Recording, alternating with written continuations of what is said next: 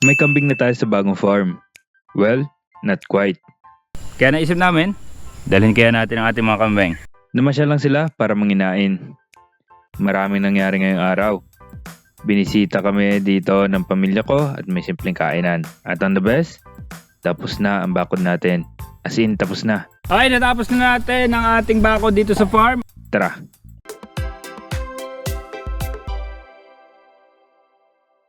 So papunta ulit kami sa farm ngayon, doon sa bago nating farm. Pero napapansin namin, lumalago na yung damo doon kasi walang kumakain na mga hayop.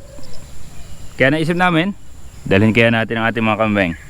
Karga natin. Kailangan natin silang talian lahat kasi siyempre hindi sila sanay doon. Baka hindi sila umuwi pag tinawag namin sila. So meron tayong tali na mahawakan sa kanila para mahila natin sila papunta sa tricycle. Tinalian namin lahat ng mga kambing natin maliban sa buntis, baka kasi mas stress eh. Timo naman sinabuang, mapalapit lang sa inahin ay pandali na. Iiwan na natin yung buntis para hindi na siya mas stress sa biyahe pabalik-balik. So iiwan na lang sinabuang at yung tatlong kambing. Ito kasing isa na bago, tingin ko hindi siya buntis, mukha lang siyang yung dede niya ay mula doon sa huli pa niyang ano. Karga natin. Sana magpakabait sila sa pagkakarga at sa biyahe. Itali natin ang mabuti at baka magtalunan sa biyahe. Mahirap na. Kasyang-kasya naman sa ating tricycle. Kinarga rin ang gulong na feeder at water nila. So okay na. Dito na yung ating mga import na katulong sa farm. Tara. Yo guys! Kami iba para sa kabilang farm, may dadal namin ng mga kambing doon at nalagunan na mo. Pretty chill naman sila sa biyahe. Ito na kami dalang kambing, 4. Ito na yung papakawalan. Okay, nakarating na ang ating mga kambing. Ibaba natin at mag-project ulit tayo. Ibaba muna ulit natin. Mas may extra tayong lamesa na dala kasi meron tayong special guest mamaya. Matanda.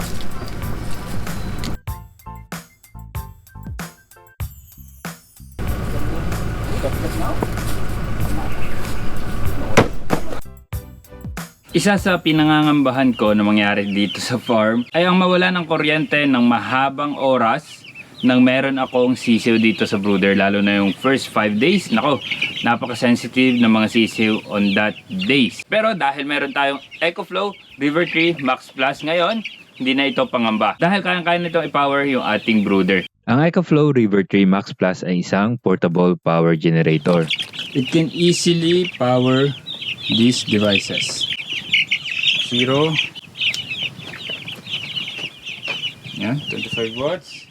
And then on ang ceramic heater. Yeah. Around 130 watts. At ang kagandahan dito, dahil malaki ang capacity ng ating EcoFlow River Tree Max Plus, kaya niyang i-power itong ating mga devices up to 6 hours. Itong EcoFlow River Tree Max Plus itself ay may capacity na 286 watt-hour with output rating na 600 watts. Pero using EcoFlow EB600, may additional capacity tayo na 572 watt-hour. Kapartner nitong EcoFlow River Tree Max Plus, meron tayong portable solar panel. Using X-Boost feature, you can power 90% ng ating home appliances without the noise at usok yan ng gas or diesel power generator. Dahil sa 600 watts charging rate nito, kaya nito ma-fully charge in 1 hour lamang. Nakalimutang i-charge bago ang lakad. Habang nagpe-prepare ka, i-plug in mo lang ito sa normal outlet bago ka matapos, puno na iyan. O kaya may scheduled brownout, basic yan. Pag may EB600 attachment, 1.8 hours naman ang fast charging ito. Napakalaking tulong nito sa aking mga risk dito sa farm in my animal husbandry. Gumagamit ng Life PO4 battery cells ang EcoFlow River Tree Max Plus, which is kayang-kaya ang 3,000 charging cycles, which equates to 10 years of everyday use before capacity drops to 80%.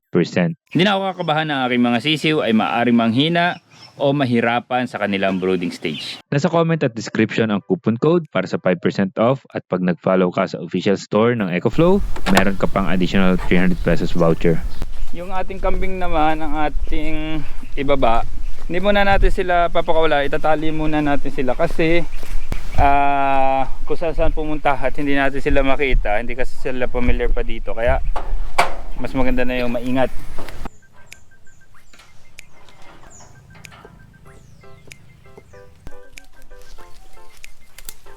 Ipinaltak namin sa mga posisyon na magkakaabot sila sa gitna. Kasi isang set ang meron tayo ng feeder at water. Nanginain kagad sila. Enjoy na enjoy. Hindi kasi sila sanay pa dito, kaya hindi natin sila pwedeng alpasan. O saan sila pumunta. Ay hindi pa natin kompleto yung bakod. Kompletuhin muna natin. Siguro pag by then, pwede natin silang alpasan. At least ano na sila dito, contained na. Okay. So bahala nang maglinis ng damo yung ating mga kambing, kahit doon sa part lang na yon. Ang gagawin natin, itutuloy natin yung hagwire.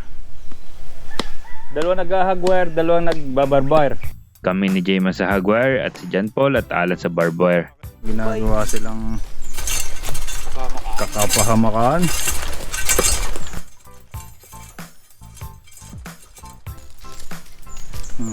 Ito na ulit si Michael Jackson, nabuhay na ulit siya.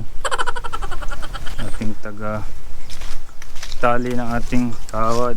Tapos tingin mo nga kung hindi bababa. Wala, hoy! Malapit na tayo dun sa sa bangin. Pagdating natin dyan, mainit na, matarik pa, bahala na. Kayang kaya yan dyan. Kayang kaya kuya.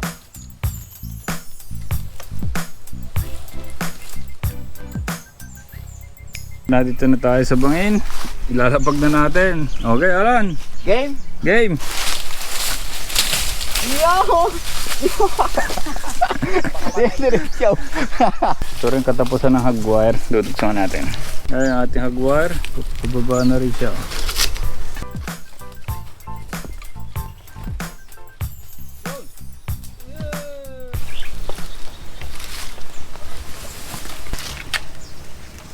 Magana mata?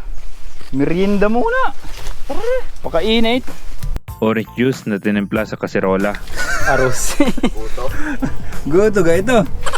Tinapay kayo. At ang paboritong tinapay. So kami didiretso sa sulok na Jayman. Hindi rin kami nakapagsabay ng barbwire at saka ng hagwire. Si John Paul at si Alan, di ba may butas tayo nung lumang pinagbakuran natin? Delikado siya para sa hayop at sa tao, sa mga baka. Pag nag-shoot siya, maaari ikapilay siya. Kaya tatambakan nila yan. Ito kami nakakuha ng panambak din sa basurahan. Kukuha kaming gabok. Gabok talaga. Ano namin doon sa butas.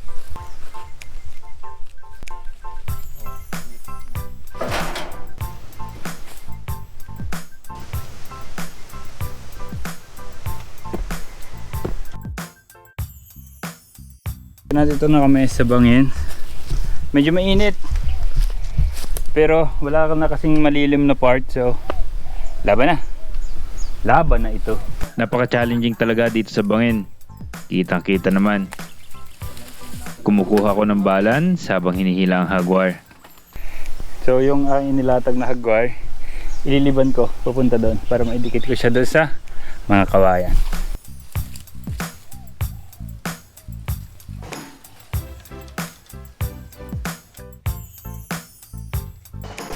So sa mga ganitong cases na yung ating hagwire, hindi kasi siya pumapantay dahil maalin sa may defect yung mismo hagwire, kasi mayroon niyang difference pagkagawa minimally, and then yung sa lupa nga natin at sa mismong kawayan hindi siya pumapantay.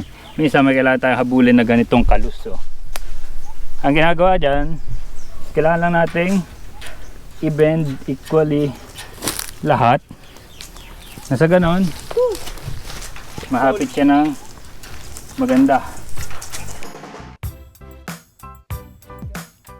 Pinaihan mo.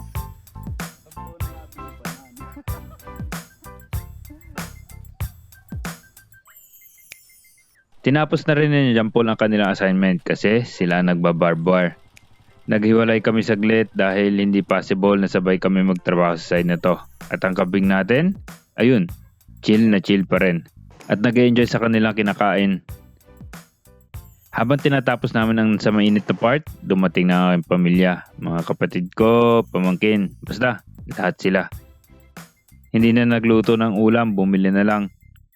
Pero nagsaing kami dito sa farm gamit ang rice cooker. Naghanda na kami. Pinrepare ang dahon at naghain. Kanin. Roasted chicken at fried chicken ang binili. May lettuce din. Diba? Ang sarap niyan. Hindi na ako nag first bite dahil alam ko ang lasa niyang ulam na yan. Kain na. Kagulo na. Karami namin. May ilang nakaplato at dahil napakasikip na.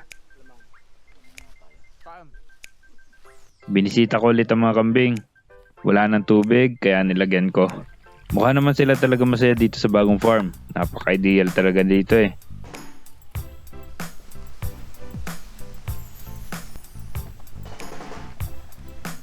Kanya-kanya na siyasta mga tao. Kanya-kanya ng pwesto at balagbag.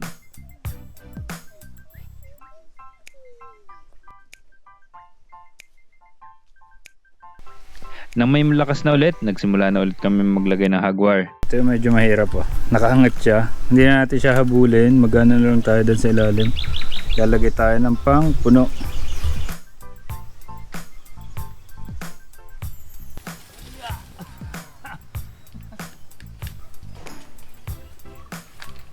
Dito na tayo sa mga challenging part. Pag naman natin na tayo, gilid siya pero isang diretso. Ito yung paganin o ganito eh. Dito sa part na to, masyadong uneven. As in, taas at baba. Yung barbuar natin na ulit sila sa mainit na parte na nalagpasan na namin kanina. Payak na yung isa eh oh. So ito na yung ating mahabang kawayan. Ito yung ating isang muhon dito. Malapit na tayo. 2 muhon na lang. At dito, gamit na gamit ang tekniko sa pagbaliko ng hagwar para maganda ang hapit niya. Okay. Nasa last na tayo na hagwire. Sana umabot. Mukha namang aabot pero tingin ko aabot. Sana umabot. Ito na yung ating last na dugtong. Tuloy-tuloy lang kami hanggang makarating sa huling muhon bago ang muhon ng tagpuan. Umalis ako ng saglit. At itong si J-Man, may nilagay sa hagwire na ang nilalatag. Alam niyo yung dahon na utot-ututan? Pinigahan niya at inilagay sa hinahawakan ko. Talk about loko, di ba? Sa mga hindi nakakaalam kung ano ito, literal na amoy utot itong dahon na ito. Yep. Then nung nakita ko ito, napasigaw na lang ako ng nilagyan na eh! Mga loko talaga eh, no? Pero okay lang yan. Yan ang nagpapasaya sa trabaho. Anyway, sa side na to, mababa na ang bangin. Nasa medyo baba na tayo. Ang good news, may sobra pa na konti ang hagwar. Kumbaga, halos buzzer beater. Ano? Final push na matapos na! Woo! Woo!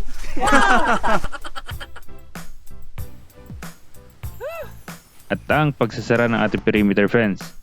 At last, pagkatapos ng napakahabang panahon na ginugol namin dito, mabagal, pero proud kami na kami ang gumawa dito. Ito na yung ating huling ano, dikit ng barbed wire.